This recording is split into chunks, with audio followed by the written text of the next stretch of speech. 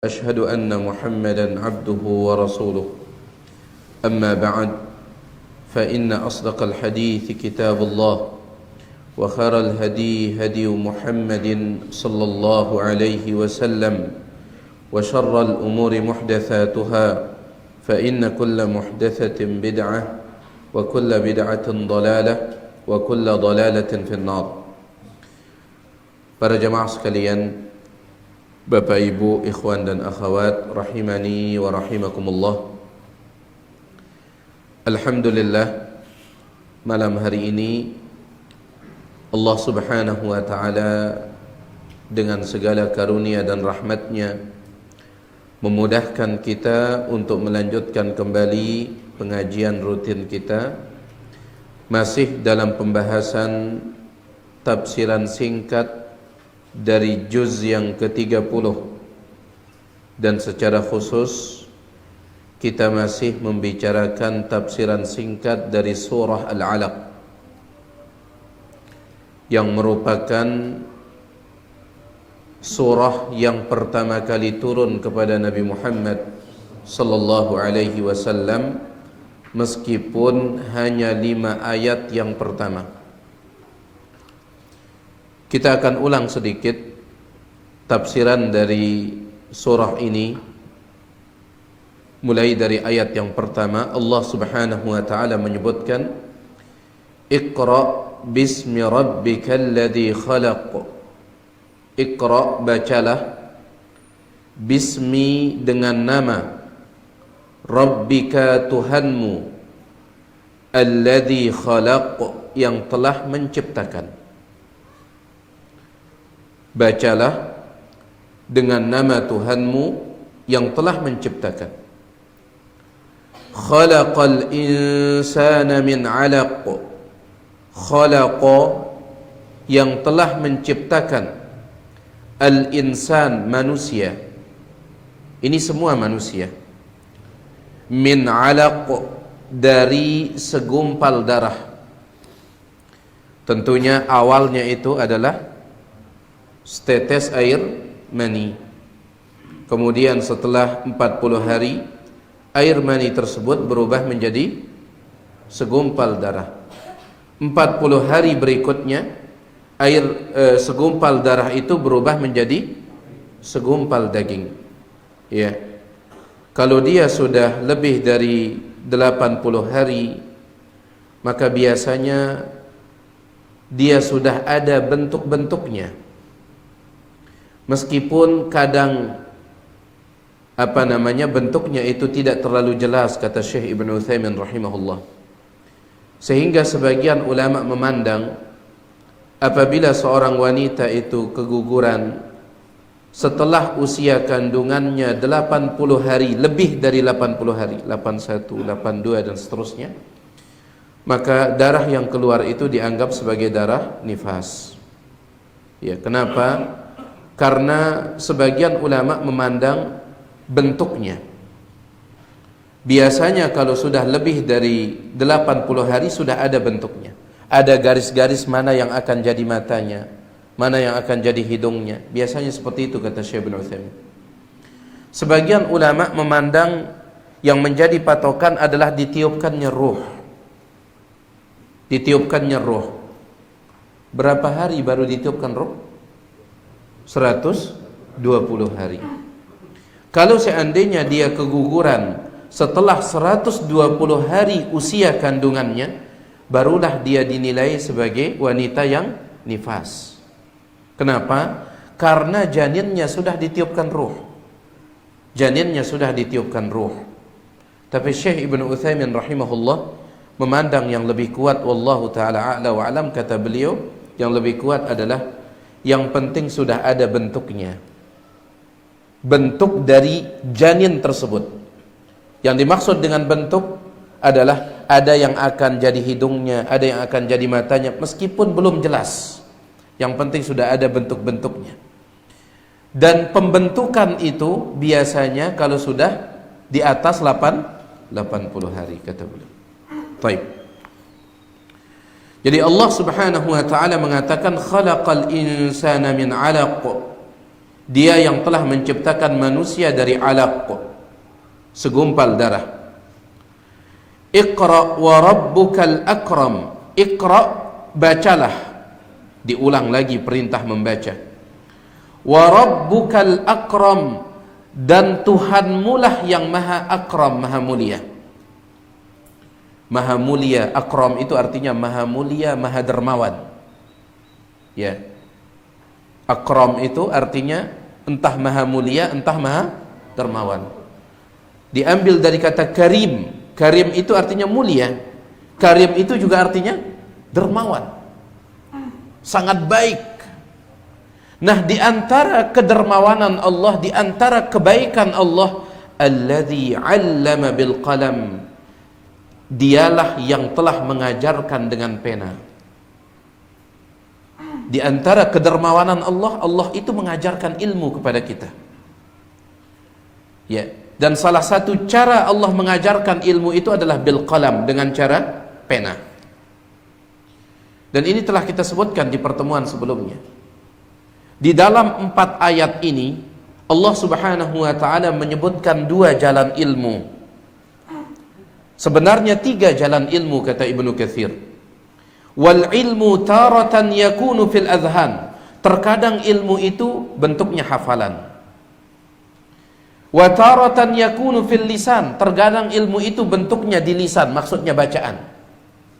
Wa taratan yakunu fil kitabati bil banan. Dan terkadang ilmu itu bentuknya tulisan menggunakan ujung-ujung jari kita. Maksudnya ilmu, jalan ilmu yang ketiga itu adalah tulisan. 3 jalan ilmu. Ya. Hafalan, bacaan, dan tulisan. Kalau antum ingin urutkan, bacaan dulu. Kemudian setelah itu tulisan. Setelah itu hafalan. Ya, kita berusaha untuk dapat bagian dari 3 jalan ilmu ini. Yang pertama, jalan ilmu itu bacaan. Usahakan untuk sering membaca. Ya, mungkin kita tidak akan bisa seperti para ulama dahulu. Mungkin kita tidak akan bisa. Tapi setidaknya kita ada jatah lah, ada bagian. Kalau para ulama dahulu, ya, jangankan mereka, asatizah kita yang luar biasa, masya Allah, seperti Ustadzuna Al-Fadil Ustadz Yazid rahimahullahu ta'ala, Ustadz Abdul Hakim Abdad hafizahullahu ta'ala, tidak kurang dari 10 jam setiap hari membaca. Tidak kurang dari 10 jam. Bisa jadi lebih, kadang sampai 15 jam. Ya, kadang sampai 15 jam. Ustadzuna hafizahullahu ta'ala Ustadz Abdul Hakim Abdad, beliau sering datang ke perpustakaan LIPI, ya. Dan biasanya kalau beliau sudah berada duduk di sana, fokus membaca. Ya, sehingga segan kita untuk mendekati beliau. Fokus membaca kitab ini, kitab ini. Dan yang beliau baca itu beliau tulis. Sampai disebutkan oleh orang-orang yang sangat dekat dengan beliau, yang sering datang ke rumah beliau, tumpukan kertas hasil tulisan beliau sudah menggunung di rumah beliau. Ini orang-orang hebat seperti ini. Wala nuzakki 'ala Allahi ahada nahsabuhu kadzalik. Seperti itu kita menyangka beliau-beliau ini. Wala nuzakki 'ala Allahi ahada, tapi kita tidak mendahului Allah di dalam mentazkiyah siapapun. Namun subhanallah, ya, minimal kita ada bagian lah. Jangan nggak pernah baca. Kalau seandainya membaca buku-buku agama mungkin berat bagi kita, setidaknya jangan pernah tidak membaca kitab yang menjadi sumber ilmu. Apa itu? Al-Quran. Kalau seandainya kitab fikih, kitab hadis, kitab akidah mungkin terlalu berat untuk kita baca, ya sudahlah, baca Al-Quran. Baca Al-Quran. Aib jamaah sekalian, merupakan aib ketika kita misalkan ada satu hari kita tidak membaca Al-Quran. Baca, ya, baca Al-Quran 1 halaman saja. Bisa antum lebih 1 lembar, bisa antum lebih 2 lembar, bisa antum lebih 1 juz, bisa antum lebih, tambah lagi. Nah, ini dia jalan ilmu yang pertama, membaca. Dan kita ini umat Iqra, sebagaimana yang pernah kita sampaikan, umat Yang ayat yang pertama diturunkan kepada nabinya itu apa? Iqra, bacalah. Ya.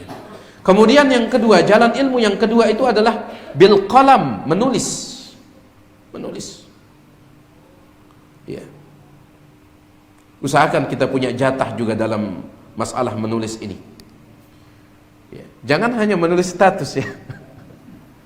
Status Facebook, status WA, jangan. Ya, ilmu. Ya. Baik. Kita tulis. Usahakan antum punya setidaknya buku nulis faidah. Ya. Jangan isinya itu bon otang saja. Baik. Kita harus dapat jatah di dalam menulis ini. Dan ini dianjurkan oleh para ulama. Bahkan dahulu dikatakan qayyidul ilma bil kitabah, ikatlah ilmu itu dengan jalan menulis. Al-Imam Syafi'i rahimahullah beliau mengatakan al-ilmu saydun wal kitabatu qayduhu. Ilmu itu ibarat binatang buruan dan tulisan itulah tali pengikatnya. Qayyid suyudaka bil hibalil wathiqah, maka ikatlah binatang-binatang buruan Anda menggunakan tali-tali yang kokoh. Ya. Tali yang kokoh ditulis dengan tulisan yang bisa dibaca. Dan ini asal nulis, pas pulang apa lagi bacaannya ini katanya, tulisan sendiri. Tulisan sendiri. Ya. Taib. Iya, kalau seandainya saking cepatnya nulis, saking banyaknya ilmu yang ditulis, kemudian dia sendiri kebingungan membacanya, ya mungkin ada uzur seperti Syekhul Islam Ibnu Taimiyah. Ibnu Taimiyah itu murid dia lebih bisa membaca tulisan dia daripada dia sendiri. Ibnu Taimiyah, dia punya seorang murid, saya lupa nama muridnya, tapi ada salah seorang muridnya, bukan Ibnul Qayyim, bukan. Ya, ketika Ibnu Taimiyah, antum bisa bayangkan Ibnu Taimiyah ini, dia menulis kitab Al-Aqidah Al-Wasithiyah.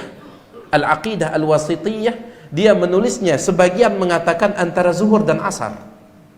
Dia duduk, ada orang datang ke Ibnu Taimiyah menanyakan, bagaimana sih akidahnya ahlu sunnah terkait asma wa sifat? Langsung beliau duduk tulis. Ada yang mengatakan antara zuhur dan asar. Jadi kitab Aqidah Wasithiyah. Ada yang mengatakan antara asar dan maghrib. Ya, ala kulli hal dalam waktu yang sangat singkat, makanya wajar kalau tulisan beliau tret. Ibnu Taimiyah itu. Sehingga selesai beliau ini, apa bacaannya? Ya, dikatakan oleh para ulama ketika beliau kebingungan membaca tulisan beliau, beliau panggil murid beliau. Sini apa bacaannya ini? Oh, ini bacaannya. Ya, kalau beliau ada uzur, banyak ilmu yang beliau catat, banyak ilmu. Taib. Nah ini dia, kita berusaha untuk menulis ilmu itu, ikat dia dengan tulisan, dan tulisannya itu usahakan yang bisa kita baca, yang kita bisa baca. Ya, pernah saya sampaikan ke antum, ada salah seorang ulama dulu, tulisannya sangat jelek sekali tulisan beliau, sehingga beliau pun sering diejek sama teman-temannya, diejek-ejek tulisannya. Taib. Suatu ketika dia pergi ke pasar. Orang dulu itu pasar itu isinya kitab-kitab. Orang jual kitab manuskrip. Belum ada percetakan, jadi kitabnya itu masih tulisan tangan. Dia pergi ke pasar. Di antara kitab-kitab yang dia lihat dijual di pasar, ada satu kitab tulisannya super jelek. Maka dia membelinya bukan untuk dia baca, tetapi dia ingin bantah ejekan teman-temannya. Jangan berhenti kalian mengejek saya, mengatakan engkau paling jelek tulisan. Nih kitab nih, ada ternyata yang lebih jelek tulisannya dari saya. Dia beli. Ya. Tapi sebelum dia perlihatkan ke teman-temannya, dia bolak-balik dulu. Ternyata itu kitab dia dulu. Dia yang nulis. Iya. Berarti sudah ada perkembangan tulisannya, cuman perkembangannya masih jelek ya. Gak jadi dia pamer ya. Ala kulli hal, jalan ilmu yang kedua al-qalam. Sedangkan jalan ilmu yang ketiga al-hifdz, hafalan. Kata para ulama, barang siapa yang menganggap dia bisa mendapatkan ilmu tanpa hafalan, maka sesungguhnya dia yatlub muhalan, dia sedang menuntut sesuatu kemustahilan. Ilmu itu butuh dihafal, butuh. Ya. Contohnya misalkan antum yang belajar bahasa Arab, Antum yang belajar bahasa Arab misalkan, ada namanya fi'il 3 huruf dan ada namanya fi'il lebih dari 3 huruf. Fi'il yang lebih dari 3 huruf ada polanya, ada rumusnya. Enak kita tinggal ikut pola, ikut rumus. Tapi fi'il yang 3 huruf nggak ada rumusnya. Ini yang membutuhkan hafalan. Menunjukkan bahwa tidak ada ilmu yang tidak butuh hafalan. Semua ilmu butuh hafalan. Ya. Kalau seandainya berat bagi kita untuk menghafal matan ini, matan itu, minimal hafalkan kitab yang menjadi sumber ilmu. Apa itu? Al-Quran lagi. Berat bagi kita membaca kitab ini, kitab itu, baca kitab yang menjadi sumber ilmu, Al-Quran. Berat bagi kita menghafal kitab ini, kitab itu, hafalkan kitab yang menjadi sumber ilmu, Al-Quran. Dendik mati-mati li telukul itu, ya, terikul. Bukan kita meremehkan kul huwallahu ahad, bukan. Kul huwallahu ahad, surah yang luar biasa. Kul a'udzu birabbil falaq, surah yang paling dicintai oleh Allah. Kul a'udzu birabbin nas juga surah yang luar biasa. Balagu dendek le itu doang. Tahajud rakaat yang pertama Al-Fatihah tambah kul a'udzu birabbil falaq. Rakaat yang kedua Al-Fatihah tambah kul a'udzu birabbin nas. Salam, lagi nambah rakaat. Iya, balik tolak. Iya. Kemudian ketika ditanyakan, ya doang baca anda kul a'udzu birabbil falaq, surah paling dicintai oleh Allah. Aduh, ya doang hafalan dah ini. Dedek metalasat. Baik. Tambah hafalan kita. Tambah. Allah Subhanahu wa taala berfirman, "Walladzina jahadu fina lanahdiyannahum subulana." Orang yang punya kesungguhan, kami akan tunjukkan baginya jalan kami, bukan satu jalan. Makanya para ulama mengatakan yang pertama itu harus ada al-hirs, harus ada semangat, harus ada al-azimah, tekad. Itu yang pertama. Ya. Pasang dulu niat jamaah sekalian. Kita ini sudah tua, masa kita bisa ngapal? Ini nyerah duluan. Banyak kok orang-orang yang mereka mulai menghafal Al-Quran itu ketika usia sudah tua. Syekh Abdul Muhsin Abbad Al-Badr, bapaknya Syekh Abdul Razak, yang sering datang ke markas Syekh Abdul Razak. Bapak beliau Syekh Abdul Muhsin Abbad Al-Badr, ulama ahli hadis yang terkemuka di kota Madinah sekarang. Beliau pernah ditanya, Syekh, bisa tidak kita menghafal Al-Quran mulai ketika umur 50 tahun? Ya, kata beliau, insya Allah bisa. Dan salah satu contohnya saya, kata beliau mulai menghafal Al-Quran sampai selesai 30 juz ketika sudah umur 50 tahun. Artinya ada kesungguhan.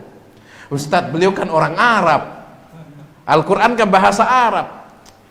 Gak usah nyari alasan lah ya. Gak usah nyari alasan. Kita berusaha. Yang penting ada kesungguhan. Walladzina jahadu fina, orang-orang yang berjihad, berjuang, bersungguh-sungguh di jalan kami, lanahdiyannahum, Allah menggunakan huruf lam kemudian ditutup dengan nunut taukid, 2 alat penegasan di sini.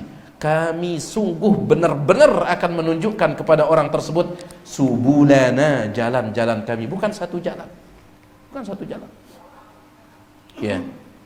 Baik. Itu dia 3 jalan ilmu. Bacaan, yang kedua tulisan, yang ketiga hafalan. 2 yang Allah sebutkan di sini. Allamal insana ma lam ya'lam. Allama, dia telah mengajarkan al-insan, manusia secara umum, ma lam ya'lam, apa yang sebelumnya manusia itu tidak tahu. Allah dialah yang mengajarkan kepada manusia ilmu tentang apa yang manusia ini sebelumnya tidak tahu. Dalam ayat yang lain di dalam surah An-Nahl ayat 78, Allah Subhanahu wa taala berfirman, wallahu akhrajakum, Allah lah yang telah mengeluarkan kalian, min butuni ummahatikum, dari perut-perut ibu kalian, la ta'lamuna syai'a, ketika kalian dikeluarkan itu, la ta'lamuna syai'a, dalam keadaan kalian tidak tahu apapun. Syai'an, sedikit pun, apapun kalian tidak tahu ketika dikeluarkan oleh Allah dari perut ibu kalian. Ada satu kalimat yang sangat indah disebutkan oleh Syekh Abdul Aziz As-Sadahan dalam kitab beliau Ma'alim fi Tariqi Talabil Ilmi tentang ayat ini. Beliau bacakan ayat ini, beliau bawakan ayat ini, setelah itu beliau mengatakan, akhi, wahai saudaraku, anta, engkau, wa Ibnu Taimiyah dan Ibnu Taimiyah, wan Nawawi dan Imam Nawawi. Ya. Lalu beliau menyebutkan banyak nama ulama. Engkau Imam Nawawi, Ibnu Taimiyah, Imam Syafi'i, Abu Hanifah, Imam Ahmad, Imam Malik, semuanya engkau dan mereka sama di dalam ayat ini. Sama-sama apa? Akhrajakum min butuni ummahatikum la ta'lamuna syai'a. Sama-sama ketika keluar dari perut ibu kita dalam keadaan sama-sama tidak tahu apapun. Antum jangan mengira Imam Syafi'i ketika keluar dari perut ibu beliau langsung nulis kitab La.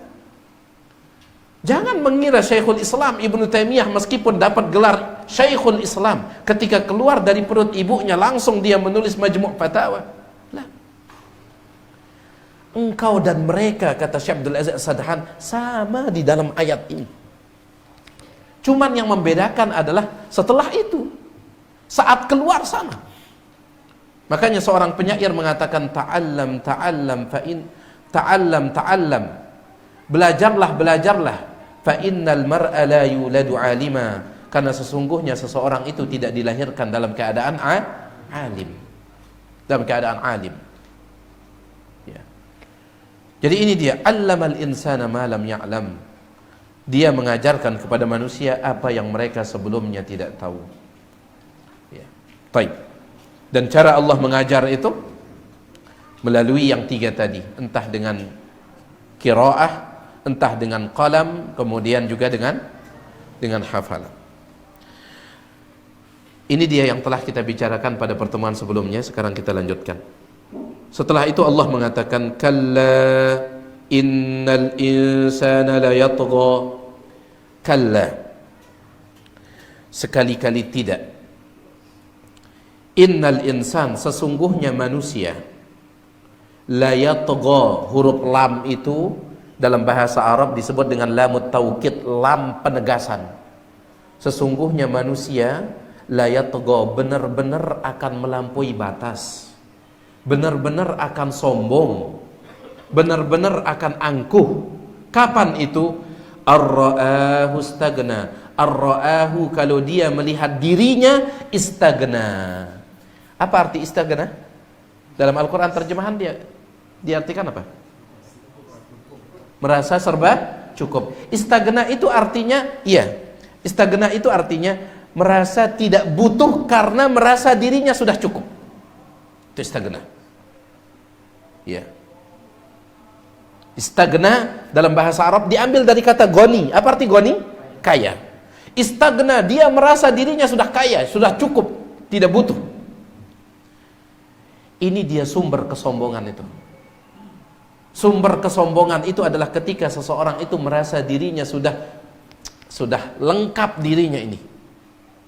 Lengkap dalam segala hal. Ya. Ketika dirinya merasa dirinya itu sudah lengkap, sudah memiliki banyak ini, banyak itu, maka dia akan sombong. Apapun itu. Ketika kita merasa diri kita banyak ibadah, kita akan sombong. Ya. Bahkan ada, nasallallahu salamata wal afiyah, ada sebagian orang mungkin bercanda, tetapi tidak pantas candaan seperti ini. Misalkan ketika diajak untuk melakukan ini, apa kata? Ida kau aku jawah luik pahala aku, kata. Ini kan terucap kalimat seperti ini. Ya, ida kau aku jawah luik pahala aku, kata. Luik pahala. Subhanallah. Memunculkan kesombongan. Menurut kebanyakan ulama, meskipun ada perbedaan pendapat, kebanyakan ulama berpendapat iblis itu dulunya dari kalangan malaikat. Ini pendapat mayoritas ulama, jumhur mufassirin, jumhur ahli tafsir, dari kalangan sahabat sampai tabi'in, atba'ut tabi'in. Kebanyakan mereka mengatakan dulunya iblis sebelum dikutuk itu adalah dari kalangan malaikat. Nama dia Azazil. Abdullah bin Abbas mengatakan dia dulu adalah min asyrafil malaikah, termasuk malaikat yang paling mulia.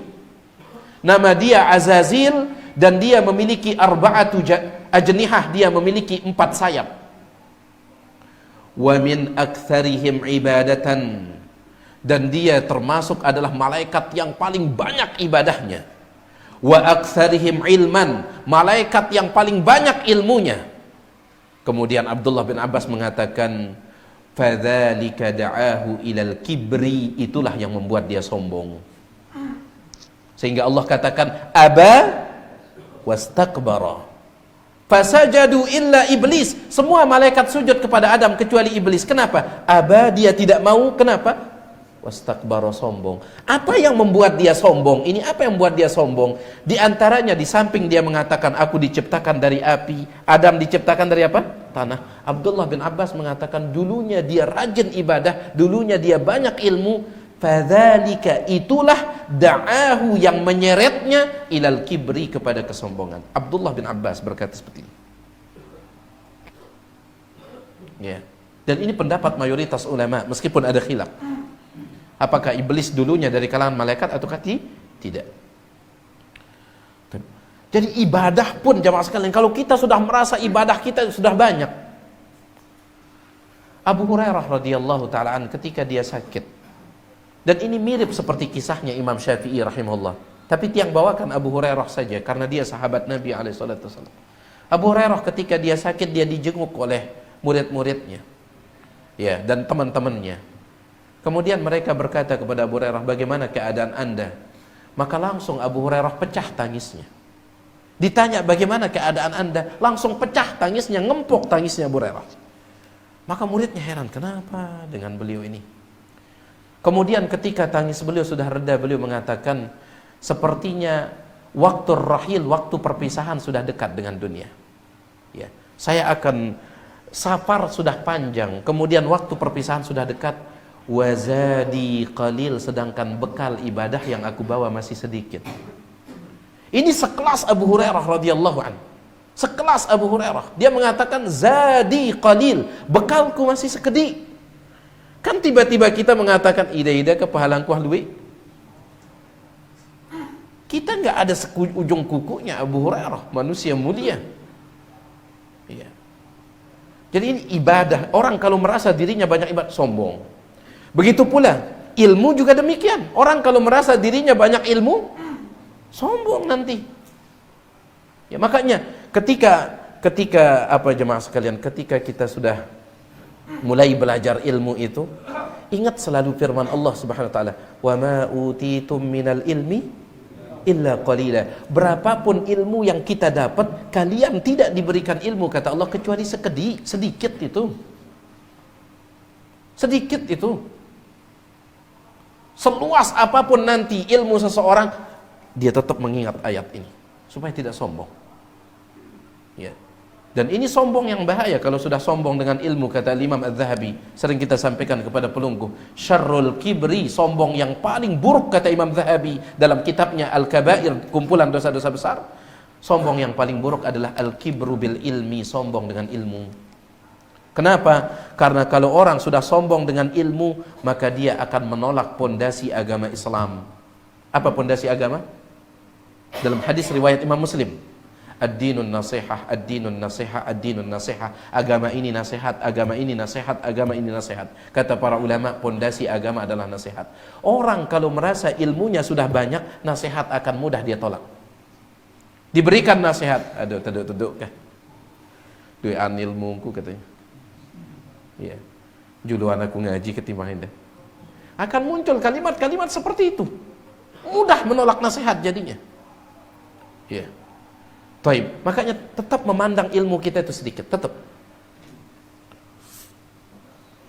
Kemudian juga jamaah juga bisa membuat orang sombong. Jamaah. Makanya nanti antum akan bacakan ayatnya. Kita akan bacakan ayatnya nanti. Allah katakan apa? Falyad'u nadiyah. Silahkan dia panggil jamaahnya, golongannya, kata Allah. Kenapa? Karena Abu Jahal ini dia pernah mengatakan kepada Nabi SAW, "Hei Muhammad, bima tuhaddiduni?" Dengan apa engkau ingin mengancam saya, kata Abu Jahal. Dengan apa engkau ingin mengancam saya? Kalaupun seandainya engkau ancam saya dengan neraka, saya punya nadi, saya punya golongan, saya punya jamaah untuk membela saya. Sombong dia. Bahkan ketika Allah Subhanahu wa taala mengatakan alaiha tis'ata asyar, alaiha tis'ata asyar, neraka itu di dalamnya, neraka Sakor, di dalamnya ada 9 malaikat. Apa kata Abu Jahal? Tenang, nanti kita gabung untuk melawannya, kata. Nanti kita gabung untuk, nanti antum baca tafsirnya itu. Ngeri ucapannya Abu Jahal. Hanya 19 katanya, jumlah kita banyak. Dia tidak tahu gimana besarnya malaikat itu. Iya. Hanya 19 kata dia ketika mendengar ayat itu, dia mengejek Nabi alaihissalam. 19? Saya punya nadi, saya punya jamaah golongan. 19 habis boleh kita, katanya. Makanya Allah katakan falyad'u nadiyah sanad'u zabaniyah. Silahkan suruh dia panggil golongannya, kita panggil zabaniyah. Zabaniyah, malaikat penjaga neraka. Jadi jamaah juga bisa bikin orang sombong. Iya. Kemarin tiang dengar pembukaan kajian Ustadz kita, Masya Allah, Ustadz kita Ustadz Abu Abbas di Al-Irsyad itu. Iya. Beliau menyampaikan, sempat kita tukeran jadwal. Ya, sama beliau. Kata beliau, terkadang butuh penukaran jadwal itu. Orang butuh penukaran tiba-tiba tanpa pemberitahuan, kata beliau. Supaya ustadz yang biasanya sedikit, dia tahu rasanya ketika jamaah banyak. Dan ustadz yang biasanya banyak, dia tahu rasanya ketika jamaahnya sedikit. Untuk apa? Jaga hati. Betul itu. Kalau seandainya tiba-tiba wajah kita cemberut saat jamaahnya sedikit, la ilaha illallah. Kalau jamaahnya banyak, nah, dia mentelah senyum tadi. Mungkin kita mengatakan wajar kita senang melihat jamaah banyak. Mungkin kita mengatakan wajar. Ulama salaf tidak memandangnya wajar. Seorang ulama datang ke Imam Ahmad rahimahullah. Ulama tersebut mengatakan, ya Aba Abdillah, kunyahnya Imam Ahmad. Kalau saya mengisi pengajian, kalau sedikit yang datang agak sedih saya. Tapi kalau banyak yang datang, oh bahagia saya. Kata Imam Ahmad, bi'sal majlis majlisuk, seburuk-buruk majlis adalah majlismu. Seburuk-buruk majlis-majlismu. Kalau kita bilang wajar, Imam Ahmad mengatakan tidak. Ini ada masalah pada niat. Luar biasa mereka dahulu, jemaah sekalian. Ya. Jadi subhanallah ya. Kita jauh dari mereka, orang-orang luar biasa ini. Kalau kita memandangnya wajar, justru Imam Ahmad apa kata beliau? Bi'sal majlis, bi'sa, seburuk-buruk majlis. Majlis suka adalah majlismu. Sallallahu salamatu wal afiyah. Jadi jamaah bisa membuat sombong. Iya. Jabatan bisa tidak bikin sombong. Apalagi. Ya, apalagi. Makanya antum sudah sering dengarkan Abu Hurairah radhiyallahu ta'ala ketika dia hidup di zamannya Nabi alaihissalam. Abu Hurairah ini miskinnya luar biasa, sampai dia berhari-hari pernah tidak makan, bahkan dia pernah jatuh pingsan. Jatuh pingsan kenapa? Si angkun laparnya. Dalam hadis riwayat Imam Bukhari, Abu Hurairah mengatakan, maka datang sebagian orang-orang menginjak leherku ketika aku jatuh itu. Mereka injak leherku. Kenapa? Mereka menyangka aku masru'. Masru' itu bisa artinya kerasukan, bisa artinya pok-pok. Tahu dah pok-pok? Penyakit ayan. Mereka menyangka saya sedang kerasukan, makanya diinjak leher saya untuk mengeluarkan jin itu. Atau kalau kita tafsirkan masru', pok-pok itu. Ya, penyakit ayan, diinjak. Padahal demi Allah tidak ada yang membuat saya jatuh kecuali lapar. Miskin luar biasa di zaman Nabi alaihissalam. Namun setelah Nabi meninggal dunia, kemudian di zamannya para sahabat, mulai Allah buka dunia. Maka Abu Hurairah pun diangkat menjadi gubernur. Dari orang yang dulunya pingsan gara-gara lapar, sekarang jadi apa? Gubernur. Antum tahu apa yang dilakukan oleh Abu Hurairah setelah jadi gubernur? Dia selalu memikul gandum di atas pundaknya, lalu dia bawa ke rakyatnya. Ajudannya mengatakan, wahai Amir, engkau sekarang sudah jadi amir, sudah jadi gubernur, tolong kami yang memikulnya. Kata beliau, jangan. Kenapa Anda harus seperti ini? Kata beliau, justru saya sedang berusaha menghancurkan kesombongan yang ingin masuk ke dalam hatiku. Sombong ini ingin masuk. Ya. Berat jadi orang kaya baru itu. Berat. Jadi orang kaya baru itu berat. Ya, berat. Jadi pejabat baru, jadi orang kaya baru, sugi beru itu berat. Makanya beda orang yang dari dulu kaya itu terlihat sederhana dia. Tapi kalau orang yang beru kayak sugi, mohon maaf ya, tidak semua. Tapi ada orang-orang yang ketika beru sugi, la ilaha illallah. Sombong ini banyak jalurnya. Ustadz Maududi Abdullah beliau mengatakan, semua nikmat yang Allah berikan di dunia ini kalau kita tidak pandai menyikapinya, maka dia akan meniupkan napas kesombongan kepada kita. Semuanya. Semua nikmat. Ada orang sombong dengan pakaiannya. Dalam hadis yang diriwayatkan oleh Imam Muslim, ketika seorang laki-laki berjalan dengan pakaiannya, dengan jalan kesombongan, tiba-tiba Allah tenggelamkan dia di dalam perut bumi. Ada orang sombong dengan pakaian. Ada tidak orang sombong dengan istrinya? Saya sudah 4. Itu bukan sombong ya, itu motivasi. Itu motivasi. Mohon maaf ya yang punya istri itu bukan sombong. Ada orang sombong dengan anak, ada orang macam-macam. Semua nikmat yang Allah berikan di dunia ini, kalau kita tidak pandai menyikapinya, maka nikmat itu akan meniupkan ya napas kesombongan ke kita. Nasallallahu salamatu wal afiyah. Taib. Jadi manusia itu la yatgha, benar-benar akan melampaui batas. Ar-ra'ahu stagna. Ar-ra'ahu, ketika dia melihat dirinya. Subhanallah.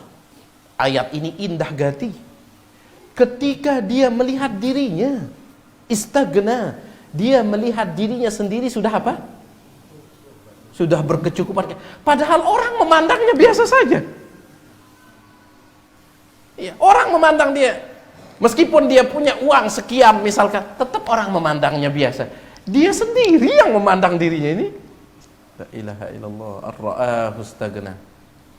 Ar-ra'ahu stagna. Inna ila rabbika ar-ruj'a. Kemudian Allah katakan, inna, sesungguhnya, ila rabbika, hanya kepada Tuhanmu, ar-ruj'a, tempat kembali. Hanya kepada Tuhanmu. Ya. Ila rabbik dalam ilmu bahasa Arab itu dianggap sebagai khobar. Sedangkan ar-ruj'a sebelum masuk inna, maka dia dianggap sebagai mubtada. Ya, dalam bahasa Arab harusnya mubtada dulu baru khobar. Ketika dikedepankan khobarnya, itu menunjukkan ada makna khusus, yaitu hanya. Ila rabbik, bukan sesungguhnya kepada Tuhanmu, bukan.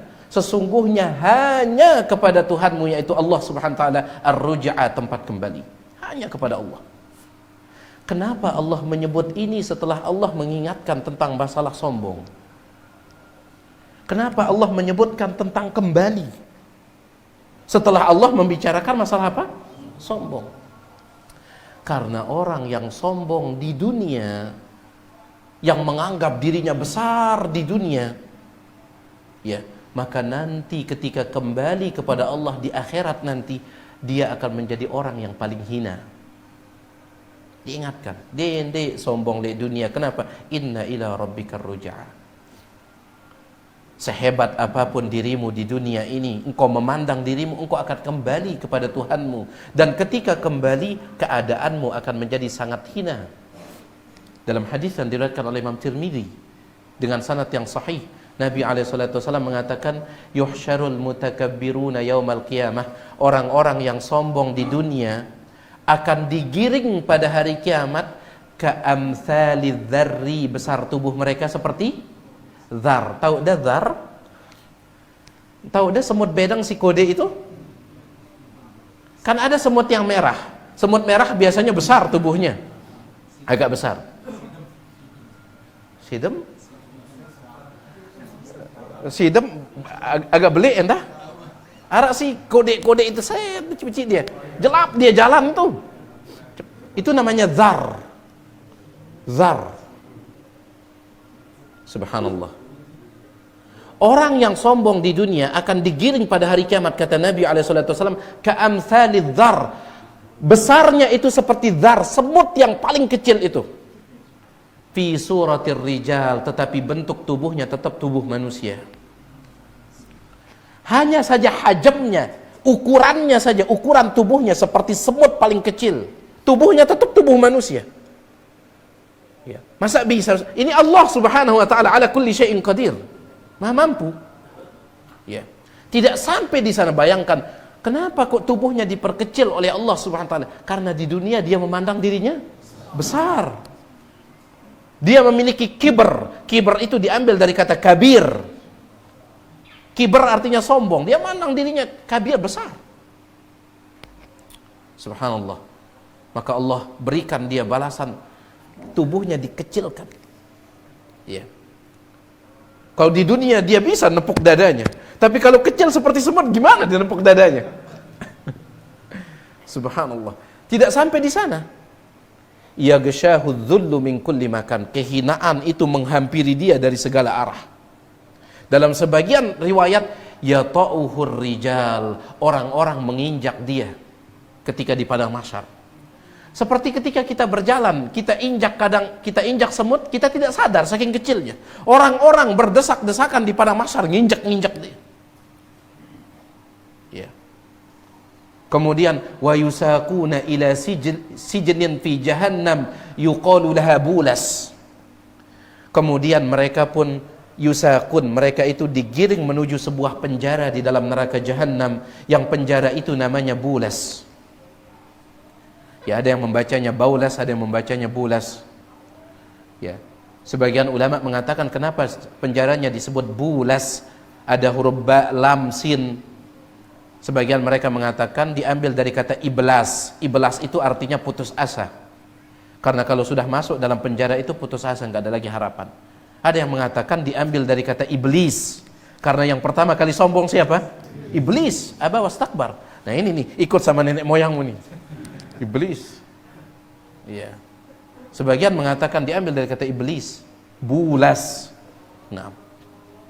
Kemudian di dalam penjara tersebut yusqaun, mereka diberikan minum min usarati ahlin nar, dari cairan penduduk neraka. Kata para ulama, damnya, darah penduduk neraka, qoihnya, muntah penduduk neraka, soditnya, nanah penduduk neraka, itu yang menjadi minuman mereka. Penduduk neraka yang bagaimana? Tinatal khibal, penduduk neraka yang sudah busuk badannya. Hatta orang yang badannya sehat, mau kita minum cairannya? Bagaimana lagi badannya sudah busuk ini? Gimana lagi dengan cairannya? Kalau badannya saja busuk, apalagi cairannya. Dipaksa minum di sana. Makanya Allah ingatkan, setelah mengingatkan tentang sombong, inna ila rabbikar ruj'ah. Nah, ngumbe-ngumbe sih kita nganggap diri kita beli, kembalinya kita ini kemana? Allah Subhanahu wa taala. Di sana kita akan nasallallahu salamatu wal afiyah. Ya. Lah kan dek mantu tu ini. Tengedang maaf kah lamun dengan aja. Insyaallah nanti kita lanjutkan. Mudah-mudahan ada manfaatnya. Kalau ada yang ditanyakan, yang persilahkan selesai adzan kalau ada.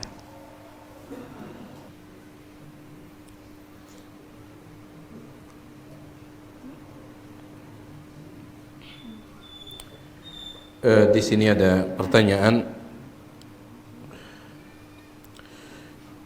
Beliau mengatakan jalan ilmu itu dibaca, ditulis dan dihafal. Bagaimana kalau kita tulis dengan kita mengetiknya di HP?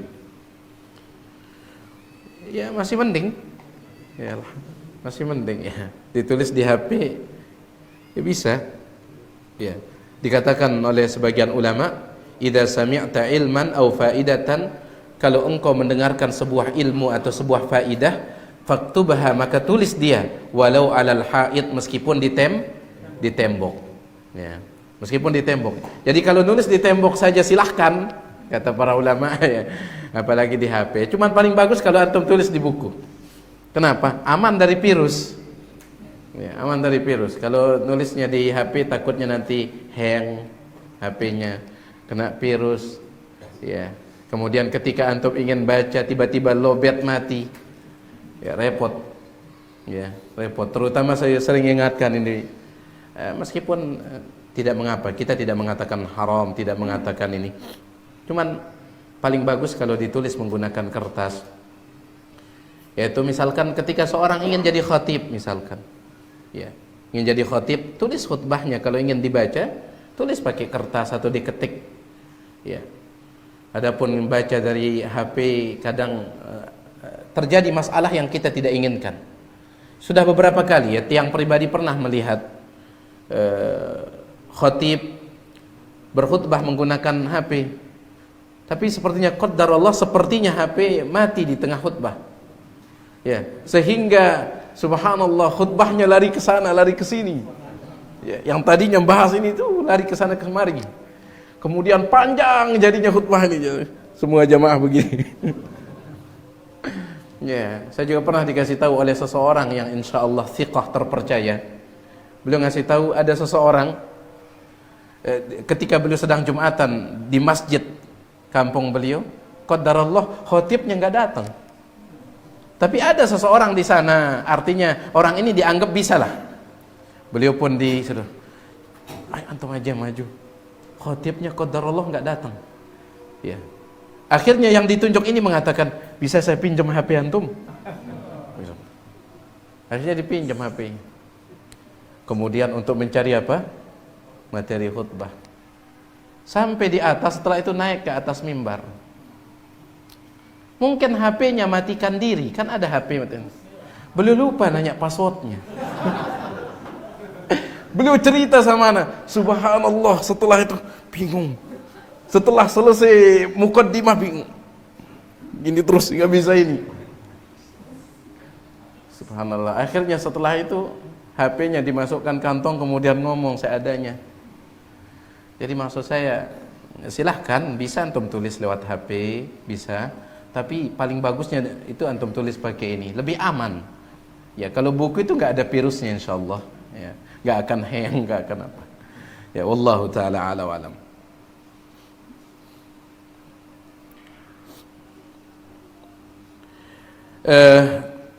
Tolong berikan kita penjelasan mengenai keutamaan menjawab azan, karena banyak yang ngobrol dan melakukan aktivitas lain yang melalaikan sehingga lupa menjawab azan dengan lengkap. Ya, kita jawab azan ya. Kita jawab azan. Seandainya pun antum sambil scroll HP ataupun sambil nulis sesuatu misalkan, tapi jangan lupa jawab azan. Keutamaannya besar.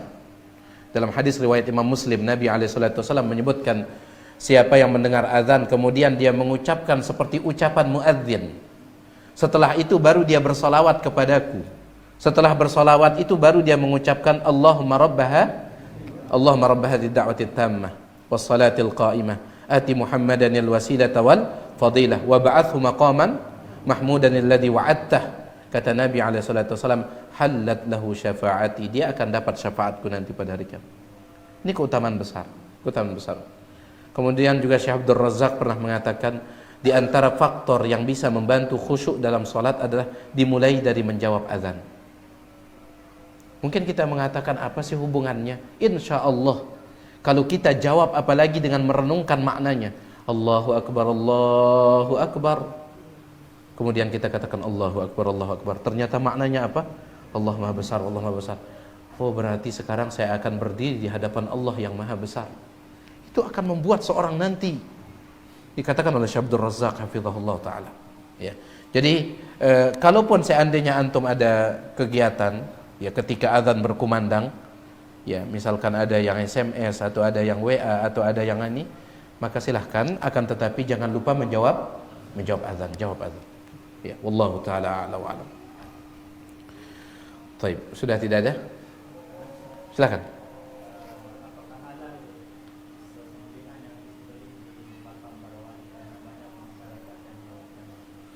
Kalau seandainya disembelih untuk wali tersebut, maka ini sembelihan untuk selain Allah Dan Al-Imam Syafi'i rahimahullah mengatakan ini dihukumi sebagai bangkai.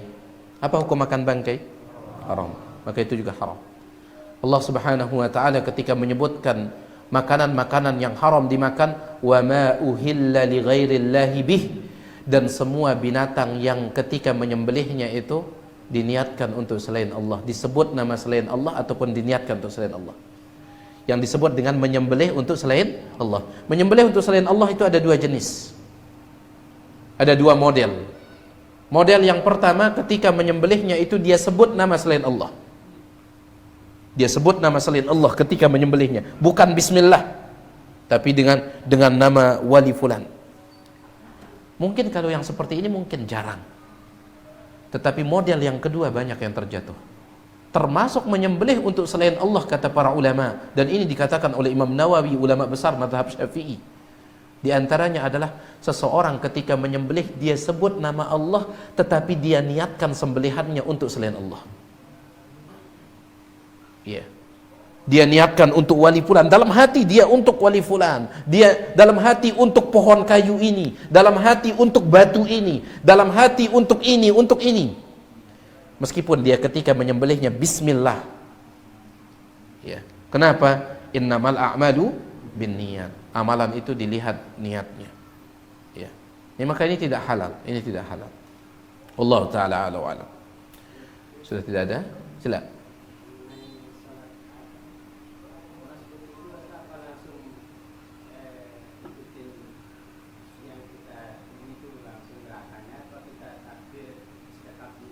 Baik. Bagaimana dengan orang yang datang masbuk? Apakah dia langsung mengikuti gerakan imam yang dia temukan? Kalau imamnya sedang ruku, ya, atau imamnya sedang sujud, atau imamnya sedang duduk antara dua sujud, apapun itu. Bagaimana? Iya, dia langsung mengikuti gerakan imam, tetapi setelah takbiratul ihram. Takbiratul ihram. Apa yang dimaksud takbiratul ihram? Allahu akbar.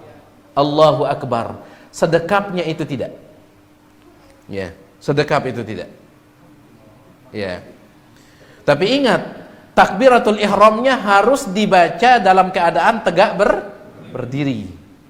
Misalkan antum dapati imam sedang ruku, ini sudah berapa kali tiang ingatkan. Dan diingatkan oleh Imam Nawawi, ulama terkemuka dalam mazhab Syafi'i. Ya, misalkan imamnya sedang ruku, ya, kan yang namanya dapat rokaat bersama imam itu kalau dapat ruku bersama imamnya sedang ruku lah, sayang ini.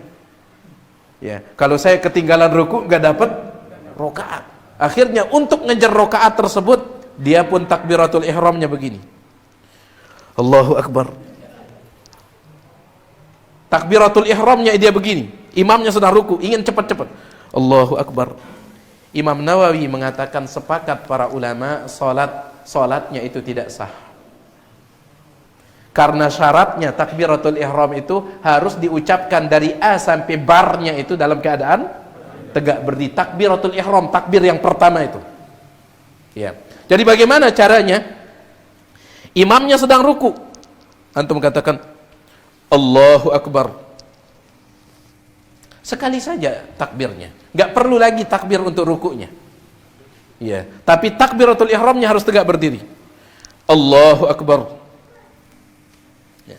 Jelas perunggu? Nggak perlu Allahu akbar, Allahu akbar, nggak perlu. Kasihan ini rokaatnya itu, sayang ya. Jadi itu dia. Jangan sampai dibaca Allahnya tegak, tetapi barnya itu sudah membungkuk turun.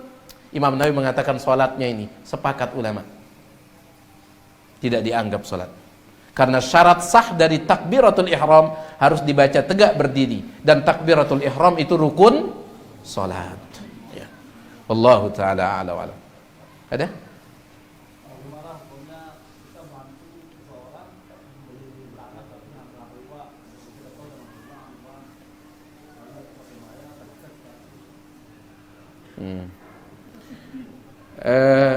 Uangnya uang riba, uang pinjaman riba. Antum bantu untuk beli tanah, apakah kemudian kita dikasih pi? Bagaimana hukumnya yang seperti ini? Wallahu alam, saya tidak tahu. Ya, saya tidak tahu. Karena jual belinya itu tetap halal. Jual belinya tetap selama ada yang dibeli dan ada alat jualnya, ya. Tetapi ini masalahnya dia menggunakan itu, ya. Saya tidak tahu, coba nanti antum tanyakan sama ustaz yang lain. Ya, karena saya khawatirnya bukan masalah jual belinya, tetapi ada unsur lain, tolong menolong di atas perbuatan itu. Ya. Baik. Coba tanyakan sama ustaz yang lainnya. Antum tanyakan. Wallahu alam, saya tidak tahu. Ya. Baik. Di sini ada satu pertanyaan lagi terkait dengan kiber. Kiber itu sombong. Apakah wanita yang dinasihati oleh suaminya, namun sepertinya nasihat tersebut lebih diabaikan dibanding mendengarkannya? Bagaimana dengan wanita seperti ini? Apakah ini sombong? Mungkin ngambek ini. Ya. Jangan semuanya langsung sombong ya. Mungkin dia ngambek ya. Dia ngambek. Tadi dia minta martabak, antum nggak beliin, kemudian pulang-pulang nasihatin. Ini nggak cocok ini. Ya, ini nggak cocok. Ya. Abdullah bin Mas'ud mengatakan, iltamisu quluban nas. Kalau ingin memberikan nasihat, berusaha untuk mencari keadaan hati orang itu. Itu perkataan Abdullah bin Mas'ud. Cari keadaan hati orang itu. Apa maksudnya? Lihat ketika keadaan hatinya ini sedang ini. Ketika hati seseorang sedang senang, sedang apa itu, mudah tidak menerima nasihat? Mudah. Tapi ketika dia sedang marah, ya, agak berat. Ya, agak berat itu. Bukan berarti tetap si orang yang marah tersebut dianjurkan menerima nasihat, tetapi kita yang menyampaikannya itu agak berat nasihatnya nanti akan ini. Ya, jangankan kita jemaah sekalian ya. Dulu di zaman Nabi SAW, Nabi pernah duduk bersama para sahabat. Kemudian ada dua orang sedang bertengkar. Dalam riwayat itu dikatakan sampai urat leher mereka itu kelihatan. Fartafa'at aswatuhuma, suara mereka meninggi, bertengkar. Salah satunya itu dikuasai oleh marahnya. Kemudian dia berkata-kata kasar kepada temannya. Nabi SAW melihat dari jauh, tapi beliau dengar. Beliau mengatakan, inni la'a'lamu kalimatan law qalaha la dhahaba anhu ma yajid. Sesungguhnya ada satu kalimat, seandainya diucapkan oleh orang itu maka akan hilang marahnya.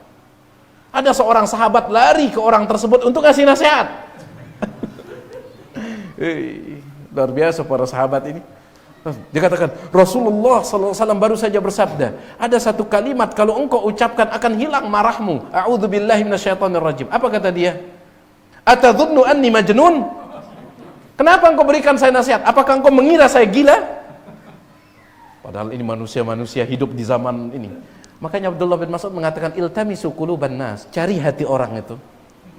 Jangan semua keadaan, duduk dulu, berikan nasihat. Orang sedang mikirin bon utangnya, ya, jadi tunggu dulu ya, tunggu dulu. Cari ini. Jadi tidak semua langsung kita ponis ini. Ya. Sama seperti kita kadang mudah memponis ya masalahnya. Sebagian orang seperti pernah ditanyakan di pengajiannya Ustadz Zainal Abidin ketika beliau datang ke markas. Ya. Apa namanya? Ada yang bertanya, apakah wanita yang istri yang tidak mau dipoligami berarti dia menolak syariat Islam? Ya tidak semuanya seperti itu. Ya wajar wanita tidak mau dipoligami. Itu kata Ustadz Zainal Abidin, itu tandanya istri antum itu wanita. Makanya dia tidak mau dipoligami. Tandanya dia wanita. Jadi tidak semuanya langsung ini langsung ini. Ya. Wallahu taala a'la wa alam.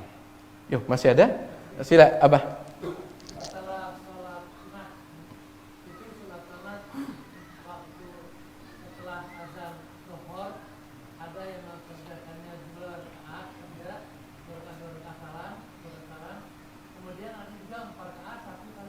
Ya.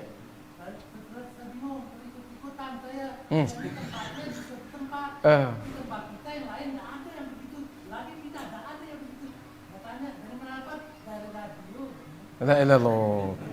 Ya subhanallah. La ilaha illallah ya. Cuman alhamdulillah ya, orang awam diizinkan untuk taklid. Baik. Ya, tentang sholat sunnah 4 rakaat sekaligus dengan 1 kali salam. Ya, ini juga terjadi dalam tarawih misalkan. Bagaimana yang seperti ini? Ulama beda pendapat. Kebanyakan ulama membolehkannya. Ya, 4 kali salam, tapi tetap mengatakan 2 rakaat salam itu yang paling afdal. Antum perhatikan kalimat tiang. Kebanyakan ulama membolehkannya. Artinya sah. 4 rakaat sekaligus dengan 1 kali salam. Tapi tetap yang kebanyakan ulama itu mengatakan 2 rakaat salam itu paling afdal. Sebagian ulama mengatakannya tidak sah. Nah, ini dia. Sebagian ulama mengatakan 4 rakaat sekaligus itu tidak sah. Di antara yang berfatwa seperti ini adalah Syekh Rabi' bin Hadi Al-Madkhali. Beliau memandang 4 rakaat sekaligus itu tidak sah.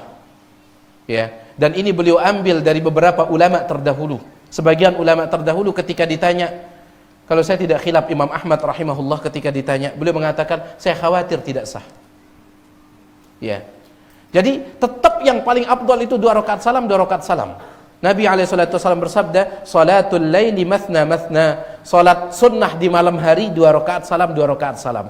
Dalam riwayat yang lain, salatul laili wan nahar, salat sunnah di malam hari wan nahar, dan di siang hari mathna mathna, 2 rakaat salam. Hadis ini diterima, hadis ini disahihkan oleh sebagian ulama, di antaranya Syekh bin Baz, Syekh bin Utsaimin, meskipun ada yang mendhaifkan tambahan wan nahar siang hari itu, tapi disahihkan oleh sebagian ulama.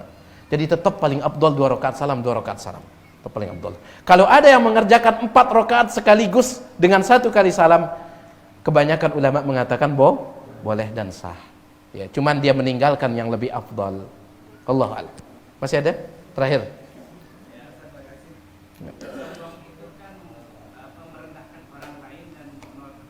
Ya. Ketika ada orang yang meminta nasihat dari orang yang berilmu, kemudian orang tersebut menerimanya, tapi tidak mau melaksanakan nasihat tersebut, apakah itu bagian dari kesombongan? Baik.